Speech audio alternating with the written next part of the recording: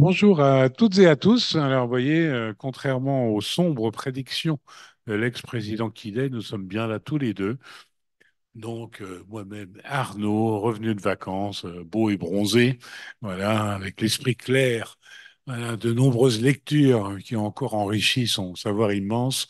Il va pouvoir nous en faire profiter au cours de ce nouveau briefing.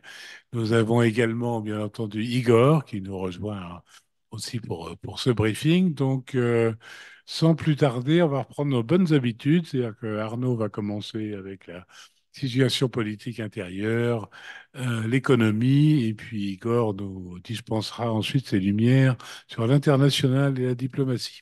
Arnaud, c'est à toi.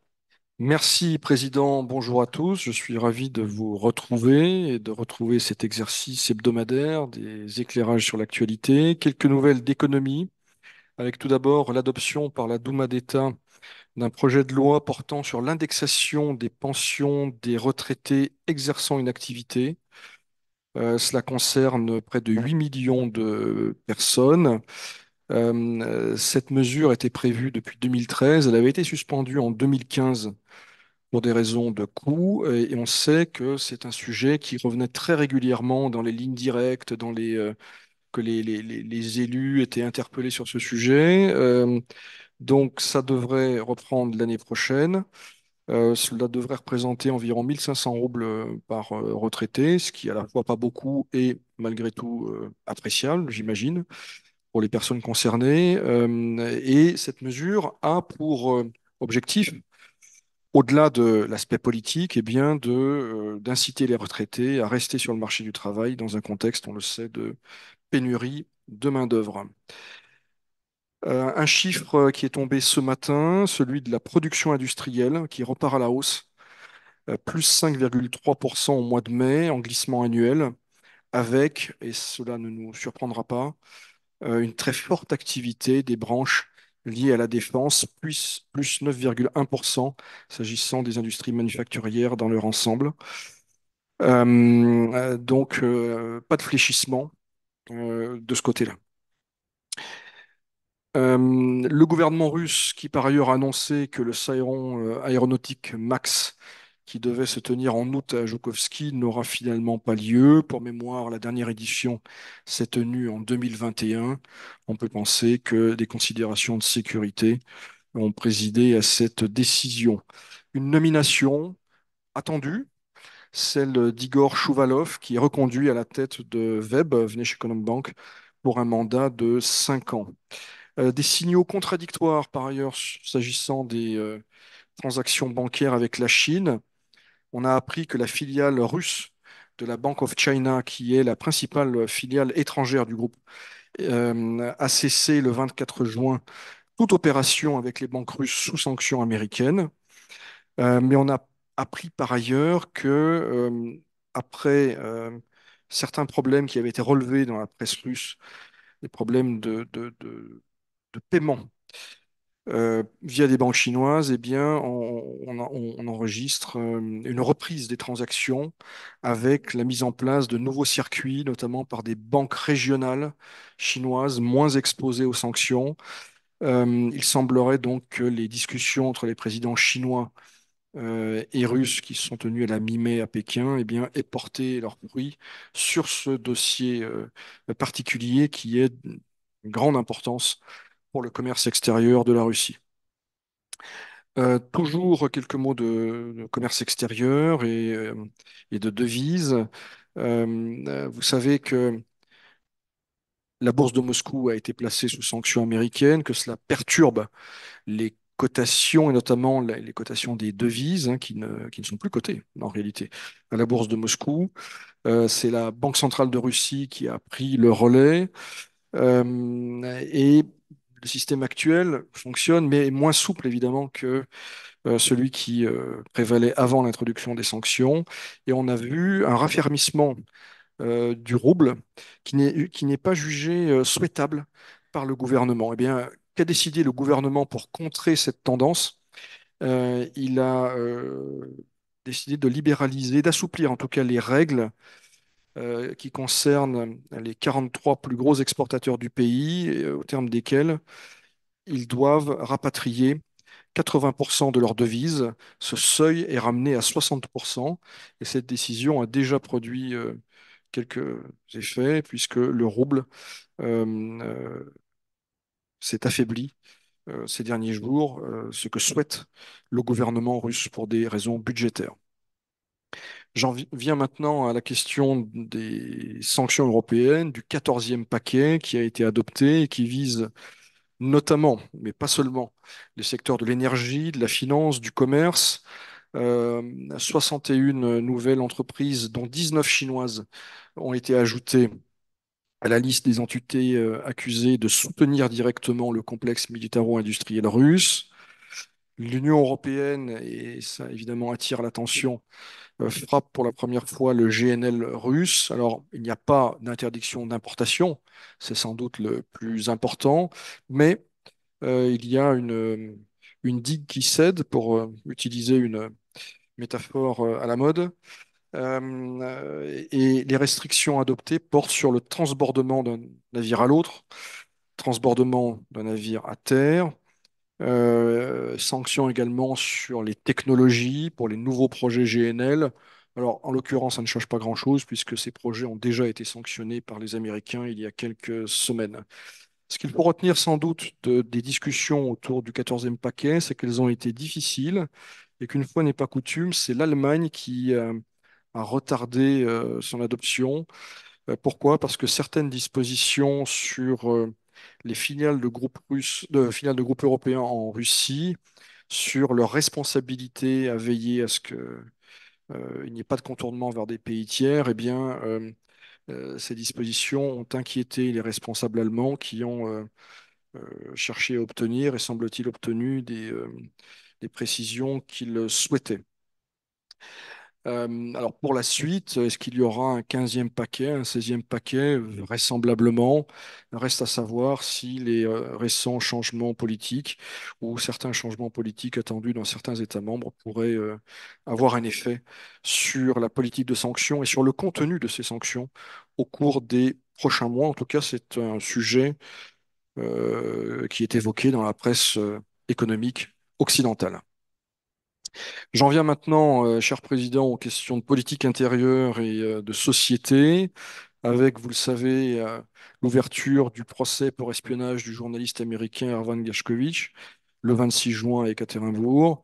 Je rappelle qu'il a été interpellé en mars 2023 par le Service fédéral de sécurité et qu'il est le premier journaliste occidental depuis la fin de l'URSS à être poursuivi pour espionnage. Un sondage intéressant qui a été réalisé début juin, mais que nous n'avions pas mentionné, semble-t-il, ici. Il est relatif au conflit en Ukraine. Euh, euh, Quelques chiffres, 57% des Russes ne soutiendraient pas une seconde vague de mobilisation contre 34 qui le feraient. 76% des répondants jugent inacceptable l'utilisation de l'arme nucléaire en Ukraine et 69% se disent favorables à des actions offensives, tandis que 30% seulement soutiendraient un retrait des troupes russes des territoires conquis. Donc, euh, des points de vue assez tranchés, assez intéressants, de prime abord contradictoires. Euh, Peut-être les Russes, la société dans son ensemble est-elle moins va-t-en-guerre que certains responsables politiques. D'un autre côté, on voit que la position officielle est réitérée euh, par Lavrov et Poutine de la nécessité d'accepter pour l'Ukraine et les Occidentaux les nouvelles réalités de terrain. Cette position-là semble soutenue par une majorité des Russes qui ne sont pas prêts à rétrocéder les territoires qui ont été pris depuis 2014 ou 2022. Euh, Quelques mots maintenant de Monsieur Prilepine. Peut-être en avez-vous entendu parler. C'est un écrivain nationaliste. C'est également un élu. Il co-préside le parti Russie Juste pour la vie. Eh bien, il est pressenti pour assurer un enseignement à l'Université d'État de Moscou dans le cadre d'un master sur communication stratégique, guerre informationnelle et hybride. Alors, c'est une nouvelle qui peut paraître anecdotique, mais me semble-t-il, dit quelque chose de l'ère du temps. Enfin, deux brèves avant d'en venir au gros sujet de cette semaine, c'est-à-dire le Daghestan. Le président de la Cour constitutionnelle de Russie, M. Zorkin, qui hier a déclaré une nouvelle fois que ni la peine de mort, ni une quelconque idéologie d'État ne serait instaurée en Russie. Un congrès des municipalités des BRICS qui s'est tenu à Kazan. Ça fait partie de la préparation du grand sommet des chefs d'État qui se tiendra du 22 au 24 octobre. Il y a diverses déclinaisons et il y a une déclinaison municipale. Eh bien, donc les maires des grandes villes des BRICS sont décidés de collaborer, notamment de procéder à des échanges d'expériences et de meilleures pratiques pour ces villes, pour les villes concernées. Mais comme je vous le disais, le principal événement politique et sécuritaire de ces derniers jours, c'est bien sûr ce qui s'est passé au Daghestan, à Makhatchkala et à Derbent le 23 juin. Les faits vous sont sûrement connus. Il y a eu plusieurs attaques terroristes qui ont fait un bilan assez lourd, hein. 15 policiers tués, notamment une vingtaine de victimes en tout. Il y a également un prêtre orthodoxe qui a été tué, égorgé. Euh, et alors, que retenir à ce stade de ces événements? D'abord que très vraisemblablement, il s'agit d'une action de groupes liés à l'État islamique, comme ce fut le cas en mars à Moscou. Donc, ce problème existe. On le savait, existe toujours, il n'est pas réglé. Il y a une permanence de cette menace islamiste au Caucase du Nord. Deuxième leçon qu'on peut tirer, c'est la fragilité du Daghestan, hein. Je rappelle que le Daghestan avait fait parler de lui, avait défrayé la chronique en octobre dernier au moment enfin, au tout début de la crise de Gaza, hein. On se souvient de ces scènes incroyables d'une tentative de pogrom contre un avion qui euh, s'était posé à l'aéroport de Makhatchkala. Il y avait eu un déchaînement de violence. Bon, donc manifestement, la situation sécuritaire n'est pas assurée par les autorités locales qui pourtant avaient été nommées précisément pour ça. Je rappelle le profil du chef de la République du Daghestan. Il s'agit de M. Melikov, qui, avant sa prise de fonction en 2020, dirigeait les troupes du ministère de l'Intérieur, enfin de la garde nationale. Donc, fragilité du Daghestan, incapacité à l'évidence des autorités à stabiliser la situation et réseaux islamistes actifs et parvenant à conduire des actions très meurtrières dans cette République. Euh, Deux derniers points qui me paraissent significatifs. Le profil des terroristes avec des fils de la nomenclature locale. Il ne s'agit pas d'éléments marginaux des banlieues de Makhatchkala, non, il s'agit en l'occurrence de fils d'un chef de district. Ça parle, ça nous parle d'une rupture, je pense, générationnelle, mais également d'une porosité des élites locales aux influences islamistes. Et dernier point, pour l'heure, et ça me paraît assez étonnant, Vladimir Poutine n'est pas intervenu, ne s'est pas exprimé sur ce sujet. Voilà, Président, ce que je pouvais dire. Merci beaucoup. Et sur ce dernier point, comment est-ce qu'on interprète le silence du président? Il arrive que, même assez fréquemment, que Vladimir Poutine ne s'exprime pas après des événements de cette ampleur et qui arrivent assez régulièrement en réalité. Alors il s'était exprimé de façon très solennelle et très dure après la tragédie de Crocus. Cette fois-ci, semble-t-il, le choix a été fait de ne pas, de ne pas s'exprimer sur les événements du Daghestan. Et l'autre grand acteur de la région, Kadyrov, s'est exprimé. Est-ce qu'ils ont un rôle modérateur ou au contraire inflammateur, si j'ose dire. Modérateur, ce serait étonnant. Oui, il s'est exprimé aujourd'hui alors je n'ai pas la citation exacte, mais en gros, c'était œil pour œil, dent pour dent. Il donnait des conseils finalement à ses voisins daguestanais sur la meilleure façon de rétablir l'ordre et prônait une méthode qu'il a lui-même appliquée dans sa République, euh, voilà, et qui, avec les résultats et les méthodes que l'on connaît. D'accord. Pour rester dans la sphère nationale, les fameux jeux de Kazan, dont on a fait beaucoup de publicité, ne semblent pas avoir eu un succès extraordinaire, au moins sur la fréquentation des athlètes. Il semblerait que le président Poutine n'y soit pas allé non plus. Est-ce que c'est un succès en demi-teinte? Est-ce qu'on l'aurait un peu vendu comme des Jeux olympiques bis, mais ça ne semble pas avoir trouvé son public. Très honnêtement, et comme tu le rappelais, je rentre de vacances. Par ailleurs, je suis un piètre sportif. Donc, c'est un dossier que je n'ai pas vraiment suivi. Mais Igor, qui lui est très sportif et qui suit toute l'hémisphère sud, a sûrement un avis sur la question. Eh ben, c'est la bonne occasion de passer la parole à Igor. On reviendra, il y a un certain nombre de questions intéressantes qui ont surgi, mais qui on verrait lequel des deux souhaitait répondre. Mais Igor, on va te passer la parole. Donc, si tu veux dire un mot sur les jeux de Kazan, si tu as quelque chose à dire, et puis autrement, développe ton intervention comme à l'accoutumée. Merci Gilles, bonjour. Non, mais je vais dérouler le programme et puis on pourra revenir sur les questions, sur les jeux de Kazan, sur les BRICS, etc. Parce qu'il y a des choses à dire. Alors, je vais commencer avec une info qui nous amène du côté des États-Unis, puisque les Américains ont pris cette semaine deux décisions en faveur de l'Ukraine. La première, c'est de lever prochainement l'interdiction faite aux contractuels militaires américains de se rendre en Ukraine. Et donc une interdiction légale qui pèse jusqu'à présent sur le déploiement de ce type de personnel par les États-Unis en Ukraine. Visiblement, cette interdiction devrait être levée d'ici la fin de l'année.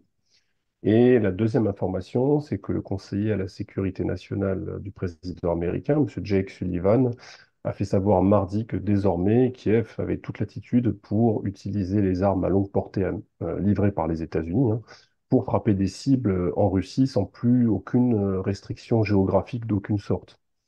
Alors on se souvient que là, il y avait eu quand même une gradation hein, dans cette pour qu'on en arrive jusque-là. Je rappelle que ces fameuses munitions longue portée ont déjà au départ été bloquées par les Américains, qui ne voulaient pas les livrer aux Ukrainiens sous prétexte donc d'éviter une escalade. Puis on a appris au mois de mars que finalement elles avaient été livrées discrètement aux Ukrainiens, mais avec des contraintes d'emploi, notamment en matière de ciblage et de géographie assez claires, hein. Les Ukrainiens ne pouvaient les utiliser que contre ce qu'ils considèrent comme les territoires temporairement occupés ou sous contrôle de l'armée russe, donc la Crimée, le Donbass, les territoires où se trouve l'armée russe. Puis cette autorisation, j'allais dire, ce périmètre géographique a été élargi il y a 15 jours, 3 semaines de cela, enfin le mois dernier, aux régions russes frontalières de celle de Kharkov, puisque souvenez-vous, le mois dernier, la Russie a lancé, comment dirais-je, une nouvelle opération dans la région de Kharkov qui a abouti à l'extension du front.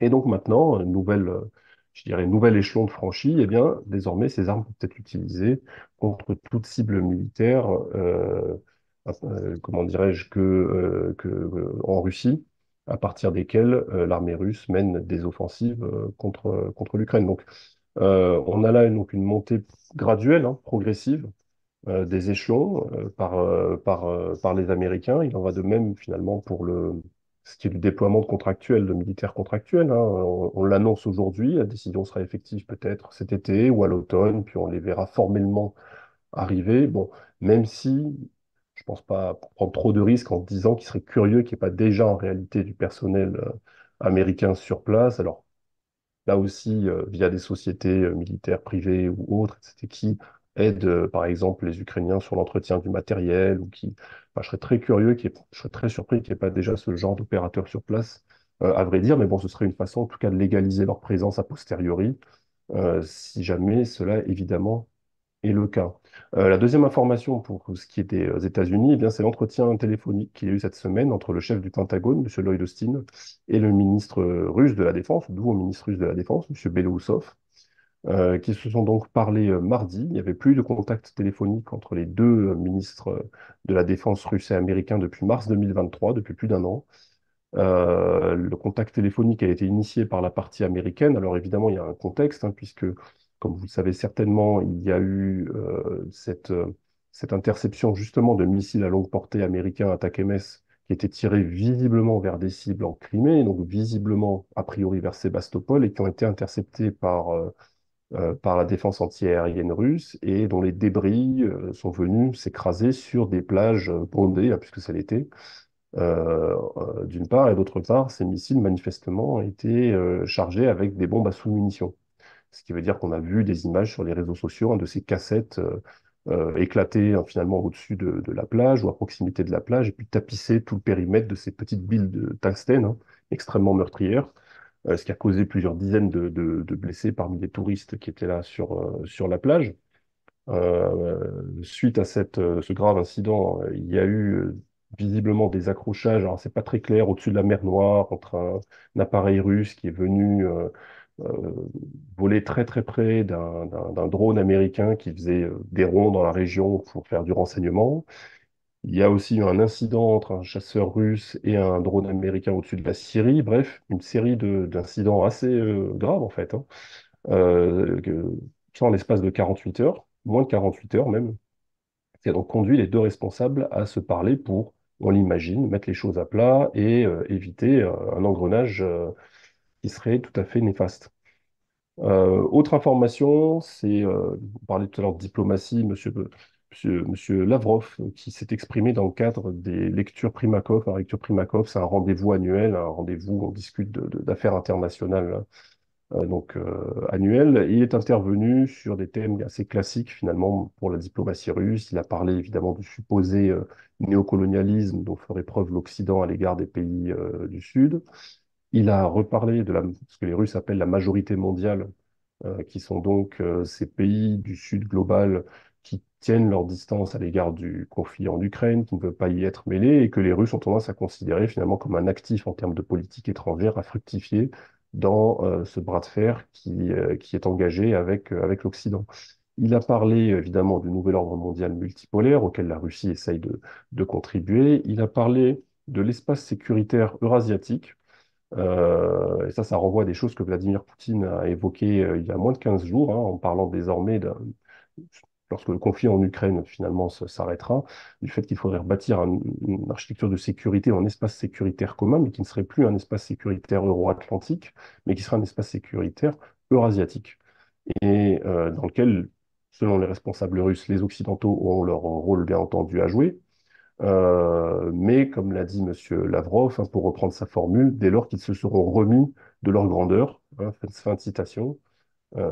Et donc, je rappelle que dans ce contexte-là, la semaine dernière, j'avais évoqué le fait que la Russie, notamment, envisage de se retirer de l'Assemblée parlementaire de l'OSCE. Bon, bah, l'OSCE, ça faisait partie de ces institutions, fait partie de ces institutions et qui incarnait cet ordre, cet espace sécuritaire en Europe.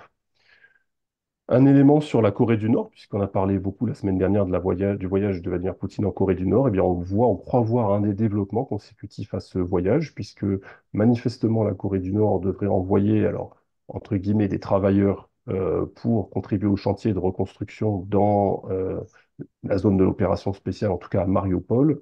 Alors, comme vous le savez, en raison des sanctions internationales qui pèsent sur la Corée du Nord, celle-ci ne peut exporter sa force de travail, puisque question de rémunération, il n'y a pas d'argent qu'on peut envoyer en Corée du Nord.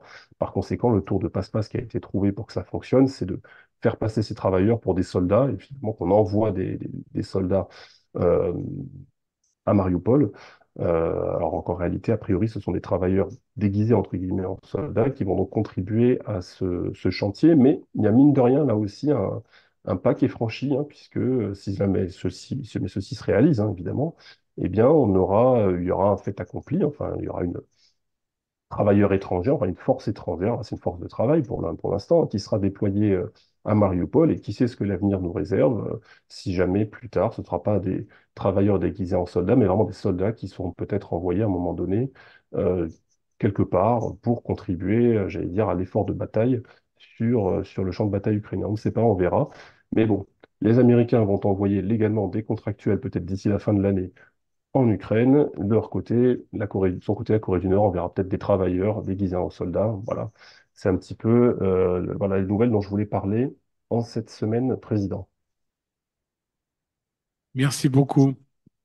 Alors, il y a pas mal de questions, notamment, alors, euh, il est question beaucoup de la visite prévue du président Modi. Ouais. Est-ce qu'est-ce qu'on peut en attendre? Est-ce que c'est quelque chose qui est prévu de longue date? Est-ce qu'il y a des choses où l'un ou l'autre pays est très demandeur? Ou est-ce que c'est une visite de courtoisie? Qu'est-ce qu'on peut penser de ça? Non, non, c'est pas une visite de courtoisie. Alors, il faut regarder parce qu'ils vont peut-être se voir en fait à plusieurs reprises parce qu'il est prévu qu'il y ait le sommet quand même enfin, ils vont se voir, excusez-moi, la visite donc en Russie. Évidemment qu'il y a l'économie, hein, qui est un gros dossier, puisque l'Inde, on l'a vu, a vraiment grimpé très très haut parmi les principaux partenaires économiques de la Russie l'an dernier, avec, je ne vais pas dire de bêtises sur les chiffres, mais je crois on a passé la barre des 60 milliards de dollars d'échanges commerciaux entre les deux pays. L'Inde achète beaucoup de charbon, ils achètent également beaucoup de pétrole brut. Ils ont des sujets assez techniques à discuter en réalité, notamment sur la question des paiements, parce que les roupies s'accumulent en Russie, notamment. Alors ça, c'est évidemment, ça peut pas non plus durer éternellement. L'Inde a toujours des contrats en matière de centrales nucléaires, notamment avec la Russie. Il y a toujours des contrats d'armement qui ont cours, hein, puisqu'historiquement, c'est un grand, comment dirais-je, client du complexe militaire-industriel russe. Et surtout, les Indiens, à mon avis, sont assez inquiets de voir le rapprochement grandissant entre la Russie et la Chine. Et donc, ça aussi, les Indiens ne peuvent pas laisser filer, je vais dire, ce dossier-là sans essayer de, voilà, discuter avec les Russes. Donc, je pense qu'en réalité, il y a beaucoup de choses à faire. Et pour les Russes, évidemment, c'est bienvenu non seulement de maintenir et de poursuivre le dialogue avec les Indiens, mais comme je l'expliquais un peu la semaine dernière, hein, dans cette logique de diversification de sa relation avec l'Asie, de ne pas montrer que Moscou est exclusivement finalement dans un face-à-face avec les Chinois, hein, plus de 240 milliards de dollars d'échanges l'an dernier, mais qu'elle discute avec la Corée du Nord, qu'elle discute avec le Vietnam, qu'elle continue de discuter avec l'Inde, hein, pour montrer que finalement, il y a plusieurs vecteurs, hein, dans cette politique asiatique de la Russie. Très bien. Une question maritime, enfin il y a deux questions maritimes d'ailleurs. Première, Poutine veut augmenter les capacités de combat des forces navales russes. Est-ce qu'il y a des tensions à venir en mer Noire à prévoir ou est-ce que c'est plus global sur les forces maritimes? Bon, les tensions en mer Noire, elles y sont déjà, et c'est plus que des tensions, en fait, hein. Donc, non, je pense qu'il y a cette annonce, il y a un contexte, je l'ai évoqué la semaine dernière, le salon naval à Saint-Pétersbourg, il y a la journée de la flotte qui arrive dans quelques jours, où là aussi, je l'avais dit, il y aura des défilés dans les capitales navales, on va dire, à travers la Russie.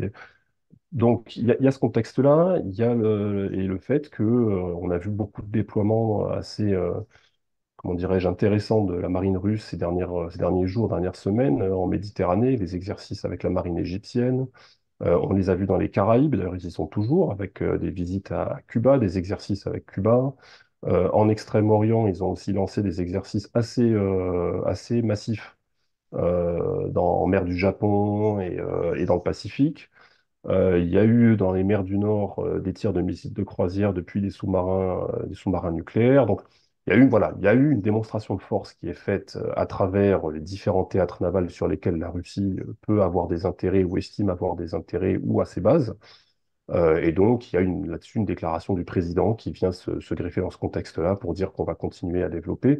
Alors, c'est une déclaration qui est intéressante à relever, mais à mon avis, dans les priorités, je dirais, pour l'armée russe, j'ai pas vraiment le temps de développer, mais la marine n'est pas nécessairement la force la plus choyée. Et je pense que l'armée de terre, l'aviation vont continuer de bénéficier de bien plus de crédits que la marine, justement parce que, comme tu l'évoquais, ce qui se passe en mer Noire est venu quelque part montrer dans un contexte très spécifique, hein, c'est une mer fermée, etc., les limites de cet outil dans un conflit quand même d'une intensité très forte, hein, comme celui de l'Ukraine, ce qui se passe en Ukraine. Donc, elle va continuer de bénéficier de crédits, ne serait-ce que parce qu'il y a la dissuasion stratégique nucléaire, et pour ça, les crédits seront sanctuarisés.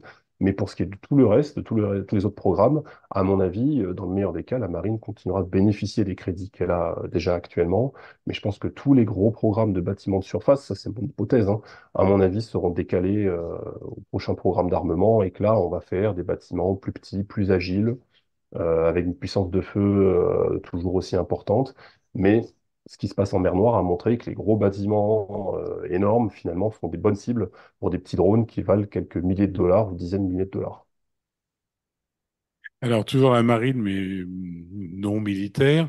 Est-ce que la route maritime du Nord est opérationnelle? Ah oui, elle l'est surtout en ce moment, là. On est sur la période où on peut naviguer. Je crois que il y a un premier chargement de GNL qui a été envoyé à travers la route maritime du Nord ces derniers jours vers la Chine. Donc oui, oui, elle est opérationnelle. En ce moment, c'est là où, je veux dire, il y a plusieurs millions de tonnes de marchandises qui sillonnent et qui vont encore sillonner sur toute la saison cet axe-là. Donc oui, là, elle fonctionne. Les brise-glaces ont toujours du travail, mais ils ont moins de travail que, on imagine bien, en octobre ou en avril, quoi. Alors, une question, je ne sais pas laquelle vous devez la prendre. L'ouverture d'une filiale du MGIMO au Kazakhstan, c'est quoi, le soft power russe qui s'exprime ou c'est quelque chose qui a été prévu? Bon, le MGIMO a ouvert une filiale en Ouzbékistan il y a quelque temps. On sait qu'il y a beaucoup d'étudiants d'Asie centrale et notamment du Kazakhstan. D'ailleurs, le président du Kazakhstan lui-même est un diplômé du MGIMO, M. Tokayev. Donc, il n'y a pas de. Enfin, c'est assez logique, surtout dans un contexte où l'enseignement supérieur russe en général et le MGIMO en particulier regarde de plus en plus du côté des pays amicaux, de l'environnement géopolitique immédiat. Il n'est pas illogique de voir se développer ce type de coopération. Alors justement, à propos de la région, alors là, je suppose, j'ai l'impression que c'est la question d'un résident à Moscou qui est confronté à la difficulté de faire rentrer et sortir de l'argent. Il dit que donc la poste russe a mis en place des virements dématérialisés vers l'Ouzbékistan. Est-ce que ça existe dans l'autre sens aussi? Aucune idée, mais on va se renseigner pour la prochaine fois. Voilà. Alors, parce que, alors, là, il y a des questions très précises et techniques. Voilà. Question, il y a un train déraillé dans les comices. Peut-on soupçonner un attentat ou simplement l'état du matériel? Non, c'est même pas l'état du matériel, c'est peut-être même plus inquiétant, c'est l'un des effets apparemment du changement climatique.